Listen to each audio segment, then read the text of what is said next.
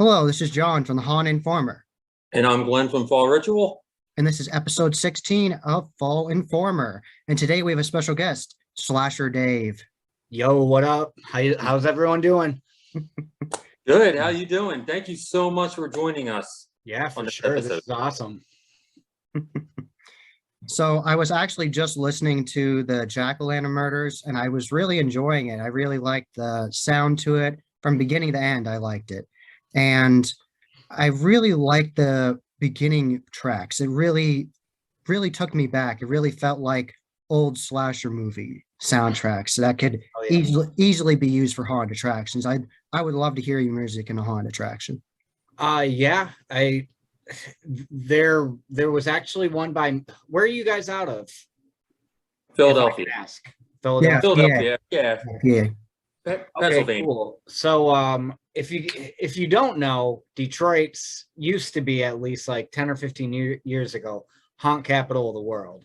We had the most haunted attractions per square mile in the world. I don't know if it's like that anymore, but I grew up like doing this shit, and yeah, my voice is in a haunted house here called Wired's Night Terrors, and I play a mine shaft worker in one of them. So I'm just Oh, like, nice. keep moving, get out. And I'm just like screaming at the customers. I recorded that. And then I did a Evil Dead style, like, get out with your soul now, like just all crazy. And he played my music, I think, a couple nights this year for the crowd outside. So I've always looked at my music as like, yeah, it should be played in a haunted house. Nice. Yeah. Cool. So talking about your music and stuff, how many bands are you involved in or have been involved in? Because your Discogs, it's like crazy. You do the Slasher Dave instrumental stuff. You're in Acid Witch. There's band Horrific, Shivers, the Rat Finks. You've done these spooky sounds, which is this, the Ghoul Estate. You got how many bands? Is that pretty much it, or is there more? That's pretty much it. I've been involved in like a couple projects that maybe did like a song or two, maybe an EP, but nothing ever like came of it. You basically just rifled through almost everything I've done. The Rat Finks, you can't really hear me on any of the recordings because it's kind of like an old teenage punk band.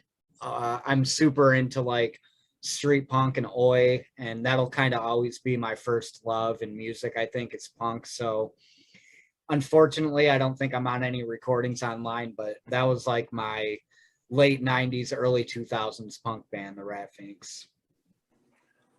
Okay, so what is the where do you get your influence from? Because every project you've done have different influences. I mean, Acid Witch sounds nothing like, your solo Slasher Dave stuff. So what are some of your big influences? For my Slasher Dave project, I would definitely say Carpenter, the obvious Carpenter. And I don't know, since like COVID lockdown, I kind of told myself that I would go a little more like on the Italian route of soundtracks. So I've really been trying to incorporate some like Fabio Frizzi and I don't know, some of the more like Italian, almost beautiful sounding songs that, shouldn't be beautiful maybe, but somehow they work in a horror movie like perfectly. So I'm kind of nerdy with the soundtrack. So I've really been trying to incorporate a lot of Italian Fabio Frizzi influence in my Well, you have an album dedicated to him. The Tomb of Horrors is dedicated to Fabio, right? Yeah. Man, you know everything. That was my first time really trying out the Italian sound on an audio like recording, I think. So I dedicated it to him, but I definitely think Cannibal Death Gods 1 and 2 are like my Italian. Really into it, yeah.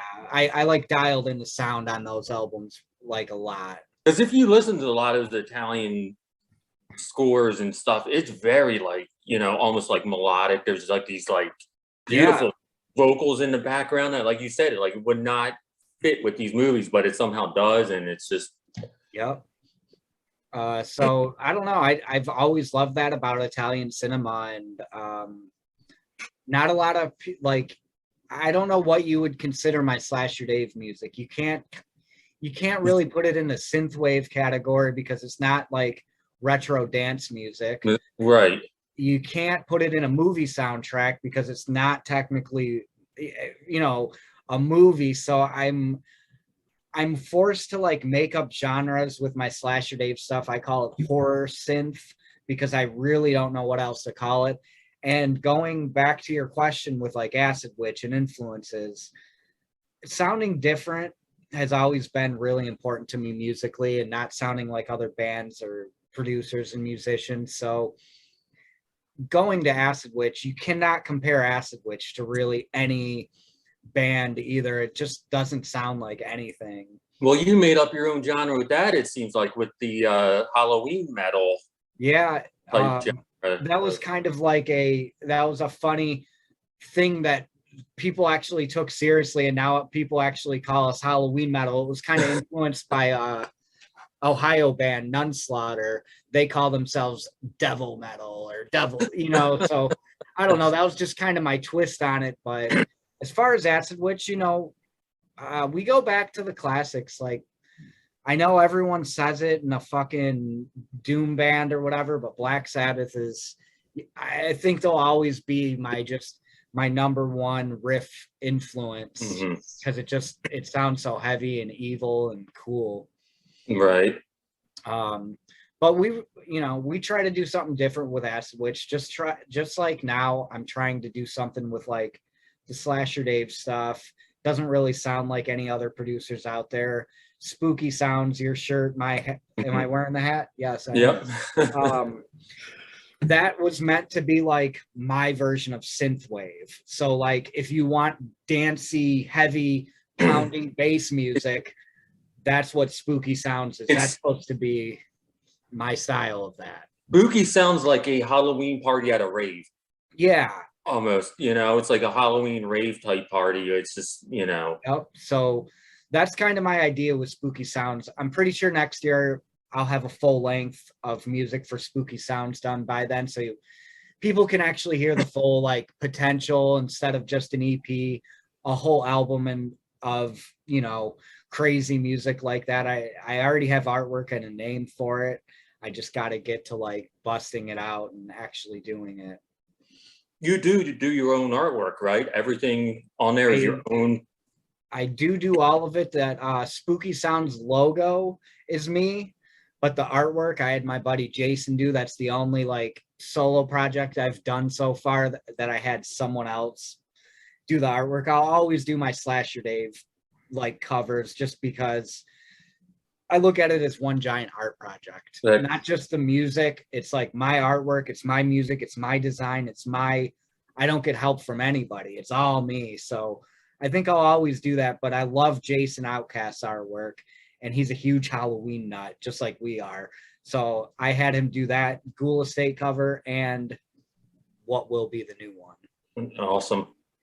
And when can we expect that out? Sometime next year, hopefully around Halloween. Okay. Nice, awesome. Perfect timing.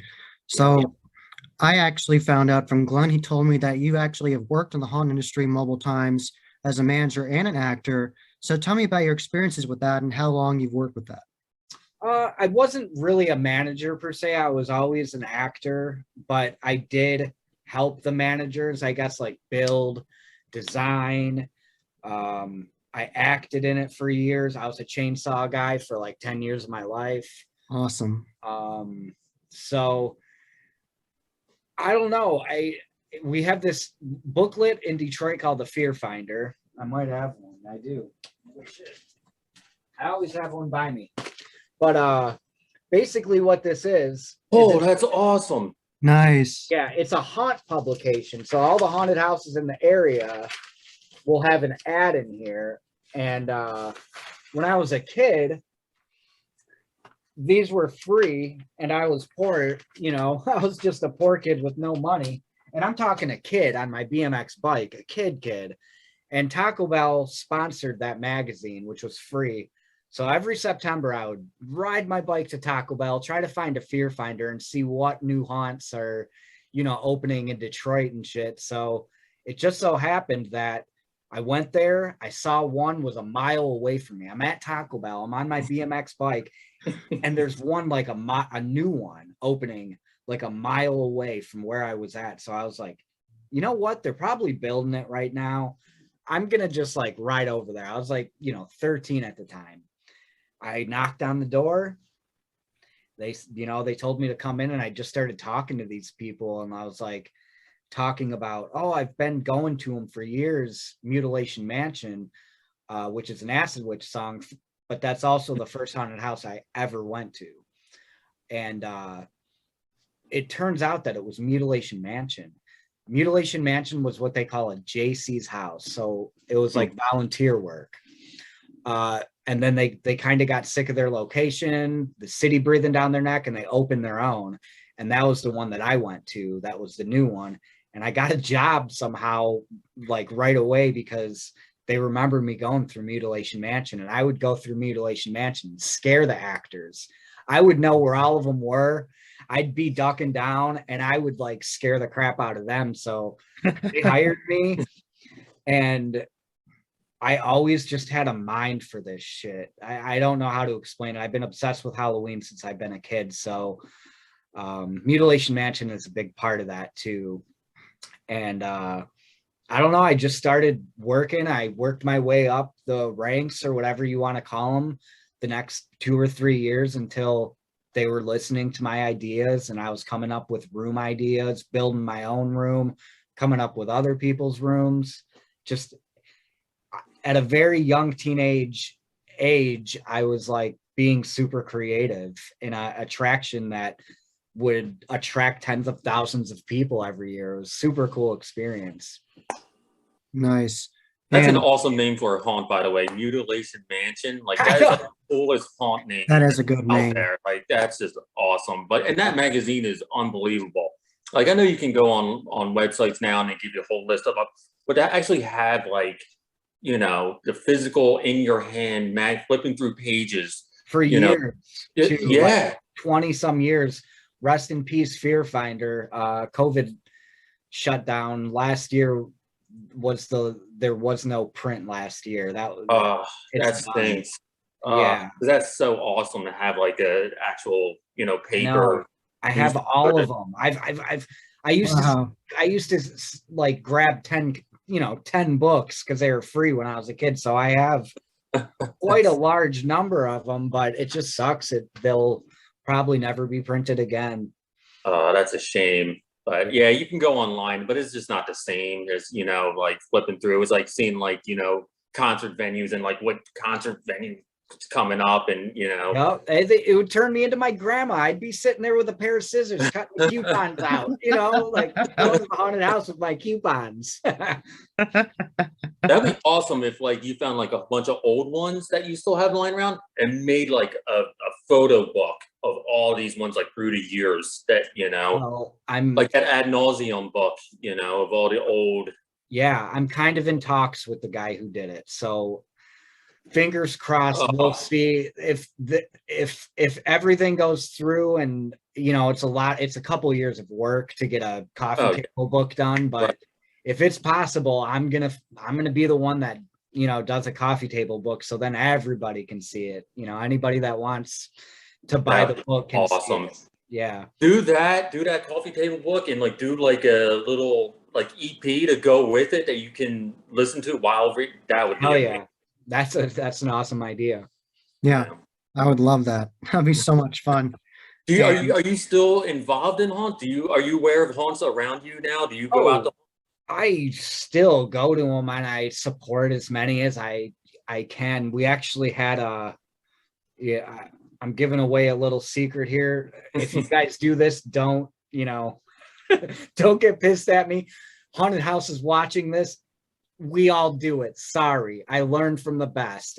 We used to go to haunted houses for free by just like claiming we were like some blog that was popular. We used to just go to haunted houses and be like, yo, we're from fucking screamseekers.com. We got, this much traffic a day. They're, oh, here's 5 tickets. So we always used to go scamming shit. But I see now that that's, wrong. That was me just being a dumb kid. And now as that I'm an adult and, I have bills I pay and I need fans to support me. Right. I see how it is. So, I always pay now and I try to support as many as I possibly can every single year. Awesome. And there's a big haunt scene out in, I know there's a bunch out in Michigan and Detroit. Oh, yeah. In the cities and suburbs, there are a bunch. And then out in the boonies, like you got the hay rides and the trails and all that. Michigan's beautiful. People just think about Detroit and, don't realize that, hey, we have all the cornfields, forests, most lakes, freshwater lakes. Yeah. Like it's a beautiful, beautiful place. So there's a lot of cool haunted houses, in the boonies too, not just in the suburbs. Right.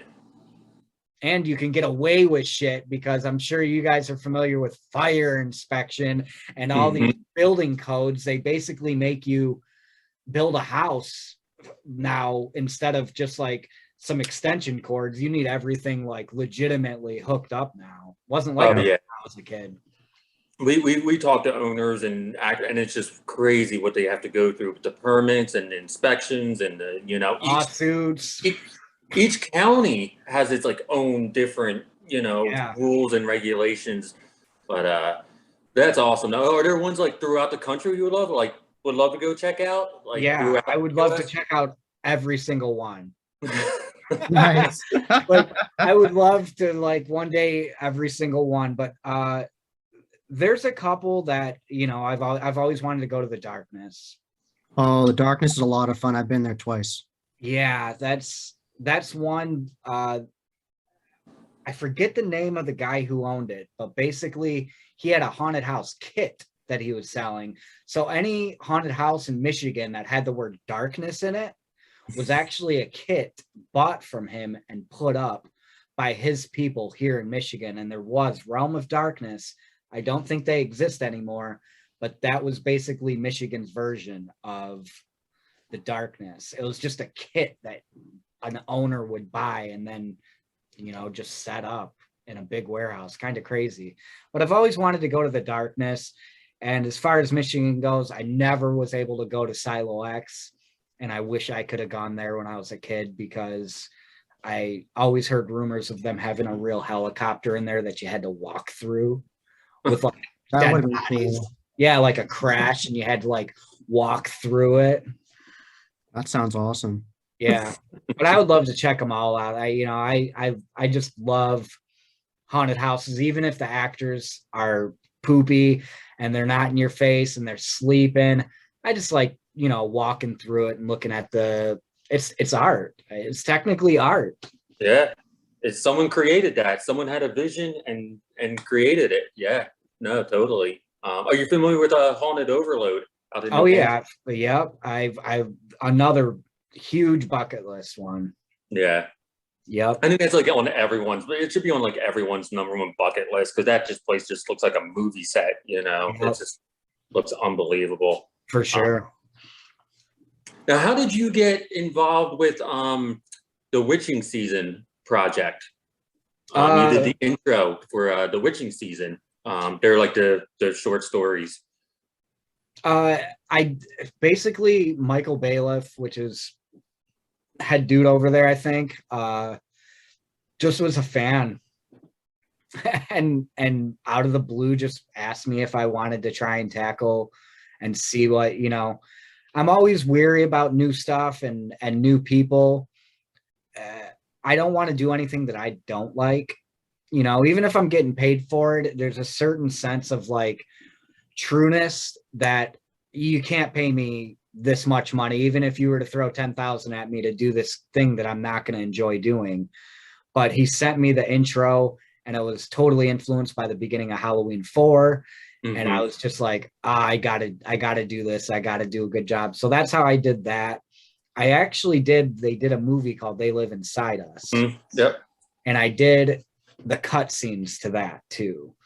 And I'll be working with them in the future probably too. So awesome. Yeah, they do awesome stuff. Which yeah, and going back to what I actually like, I'm sick and tired of like trauma type of shit, you know, just like kind of goofier indie stuff. It's like give me something like the Witching season where everything is shot and looks like super pro. Oh yeah, you would never expect those guys were like independent, you know, small budget type movies. I mean, this stuff is really well done because you can tell when it's like really low budget, really bad. But no, these guys, the Witching season stuff is great.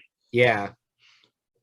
But yeah, it was just like a random message on Facebook. I think I get a lot of weirdo like jobs like that of just random emails or a message. That's how I don't know if you saw the news interview. Local news did an interview with me. Again, just like fans that are just hidden doing normal jobs and me not knowing what they do. I think someone works at Walmart right now that's a fan because Walmart, shout out to Walmart. I ordered the Halloween Boglins that I've wanted since I've been a kid, and they just keep sending me them. I have no idea. Like every couple weeks, I get another box of Halloween Boglins, and I only ordered like one set. I don't know what's going on. If I got like a fan working there, that's just like I'm just gonna keep sending Dave a bunch of Boglins. I don't know. That's awesome. Now, I'm curious, do you watch Shudder? Do you watch the Shudder app? Because they have a lot of original titles on there. I don't. That's something that I'm always behind on, like I'm years behind on everything. I still watch VHS, so that just goes to show you like how behind on everything I am. But it's something that, you know, in the future within the next year or so I'll probably get. I just haven't really had the time to even like focus on like TV shows and movies. I've been so busy with music and, you know, just doing that. But definitely I'd want to get it and, you know, check out Creep Show, I think's on it, right? Yes. Yeah. Yes. You know, there's been like I've went over a friend's house and I've watched stuff, you know, like that from there. I just need to get it. But I want to go back to some of your influence, especially when you said you have different influences making different albums. What was your biggest influence making the album Frights? Because that's a little different than most of your work. There was no real clear influence, but I just wanted to make a really heavy album, a heavy, weird, frightening album that's a little more industrial sounding, a little heavier, and I was on like mushrooms when I wrote it. It's the only piece of music that I've ever like taken mushrooms for just to write, but I wrote that whole album just tripping on mushrooms right here. It is different because it's heavy guitar. There's even some vocals Yeah. on it.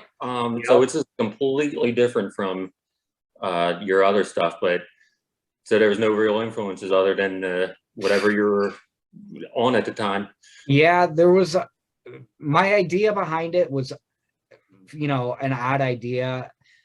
And the original idea behind it was like a commercial that I actually sample on one of the songs, In the Dark It Glows, I think. It was a slime commercial, and I'm watching it and I'm tripping, and this kid's like, this slime's like glowing, and I'm like watching it, and it's like kind of trailing and shit, and I'm just like, holy shit. And that was the first song I did for the album, and I was just like, yeah, this album's gonna probably be pretty weird. So I kind of went back and like just started watching old weird mixtape shit, old commercials, and I have a library of samples on an external hard drive that I've just been collecting for like ever since I got a computer, basically. And that album, I was just sample digging. You know, just going through all my little back pocket stuff that I had saved up for years, picking out weird sounds and samples to use, and there was really no idea behind it, but just like I just want to make like, I don't know if you're familiar with Skywald Comics, but like they had Psycho, Scream, a couple other lines, but basically their stuff was just really out there psychedelic horror comics, and I wanted to do like the musical album version of that, which no one would know. That was like my mind like thinking like, oh, people will get it, and it ended up like not a lot of people getting it, but people love that album, like love that album. So that's cool. Yeah, it's definitely one of those when I remember getting it, I'm like, wow, this is because, you know, knowing your stuff prior to it, I'm like, wow, this is really different. But, you know, again, it was just this complete, all your stuff is just complete from beginning to end. It's always the same, you know, tone. There's never one that's going to be like a song that's just going to be out of nowhere, you know. Yeah. It's all, you know, Yep. Thank free you. flowing. So I'm curious, when did you actually get into playing the keyboard and actually messing with music? When did you start doing that? When I moved out of my parents' house, I'd say I did the whole band thing when I was a teenager, and my first instrument's a guitar. That's what I played in the band. That's what I usually write most music on, still. But that keyboard right here was my first keyboard, bought with the paycheck from my first job. Like, and it had a computer built in it, so I could write songs on that without even recording it into the computer. I could just do everything right in the box. Nice. And I kind of learned how to do stuff like just from that. And that was the first time I really started screwing with the soundtrack stuff. You know, I dabbled when I was a kid playing the Halloween theme, but once I got that, it almost forced me to be like, all right, you have the means to do it now. You have the tools. So now learn music theory, dumbass. So I had to like, you know, kind of years and years of in and out learning music theory and how to like fool the ears, how to make you uncomfortable, blah, blah, blah. Listen to a lot of movie soundtracks to see what other, you know, producers and composers are doing. And I just learned because like before I'm a musician, I'm a fucking fan. So I'll always be a fan first of the genre. And I'm such a fan that I've always just listened to it and examined it. I've always just like listened to stuff and been able to get it good. I don't know. It's just like a natural like talent. I can listen to something and mimic it like really good. Yeah, Now, what instrument do you play there? You keyboard, guitar? I play keyboard, guitar, bass, drums. I do vocals. I've played violin in the past before. Those are basically my main instruments. So Nice. Well, I'm curious for one of the last questions here. I'm curious, what was the most fun you had doing a voice, like the most outlandish voice you've done for a soundtrack? What exactly do you mean? I mean, like you're putting on like a character, like you're doing like a radio host kind of sound, or you're being a goblin or something like that. It has to be the witch, you know, an acid witch, just the cackle, you know. It's changed. The first witch on Witchtanic Hallucinations, the intro witch, is not me. It's Joseph Vargo. Shout out Joseph Vargo. If you guys aren't familiar with Nox Arcana, he's the one that started Midnight Syndicate, the group, and left and started Nox Arcana. If you're familiar with Midnight Syndicate and you like gothic music like that, you would love Nox Arcana. He actually is a huge influence on me. He does all his own artwork, killer traditional painter, and it's in the vein of Midnight Syndicate. And throughout the years, he had the witch voice on Witchtanic, and then I kind of started screwing with it. And throughout the years, it's kind of evolved into this like little whisper type of thing, almost Crypt Keeper. And that it's still fun. When I mic check, when I'm playing live and going on tour with Acid Witch, the mic check is always getting a cackle. Always. Just to see if it sounds good. A really loud one too. So I still have fun doing that. Awesome. No, I think we got to close with, we got to talk about a very lo-fi Christmas too, since that is your newest release. You just put that out. And next week I got one dropping too. I don't know if you've seen too. No, I didn't see that. Yeah, over on my Instagram, it's called Christmas Spirits, and that is more like exorcisms, and it's not hip hop beats. It's ghost music. It's the most frightening music I've ever put out ever. That sounds really good. Yeah, which is funny because it's Christmas. But going back to lo-fi. Last year, it was basically my first year I started producing a bunch of hip hop. It's a huge, it's always been a huge love of mine to just screw around with it. But now that I actually have good rappers on my beats and I'm getting paid good money to do so, it's kind of changed my life. So last year I put out Lo-Fi 1 as just like a J Dilla, chill, cool Christmas music. That's not the typical. And this lo-fi with the whole Kmart logo across the top, it is very 80s hip hop Kmart feel to it. It's kind of like a Root Boy Slim, Christmas at Kmart type song. Yeah. On Lo-Fi 1 is what I did last year. I had the Kmart sticker, and it was dedicated to Christmas, or it was dedicated to Kmart. Rest in peace. But me and Kmart have a long history, especially during Halloween time. They had dope Halloween shit when I was a kid. What can I say? Pumpkin Time. Pumpkin Time was the company, the Kmart company. It was called Pumpkin Time. But anyway, last year I did the Kmart logo.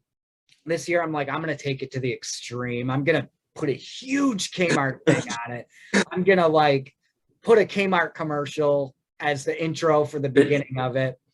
And the beats aren't going to be as lo-fi and slow as last year's. They're going to be more 90s and boom bappy, kind of a faster tempo.